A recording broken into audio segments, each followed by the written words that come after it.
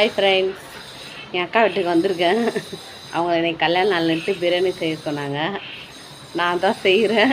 எப்படி இருக்குன்னு செஞ்சோன்னா அந்த பிரியாணி செய்ய என்னென்ன ஐட்டம்னு பாருங்கள். எல்லாமே ரெடி பண்ணி வச்சுருக்கேன். தக்காளி, வெங்காயம், புதினா, கொத்தமல்லி செய்யலாம்.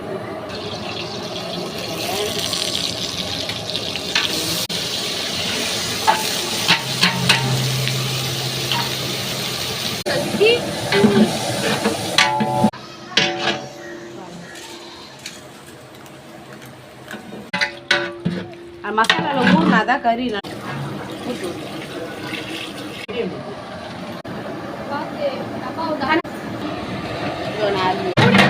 அவ்வளோதான் ஃப்ரெண்ட்ஸ், பிரியாணி ரெடி.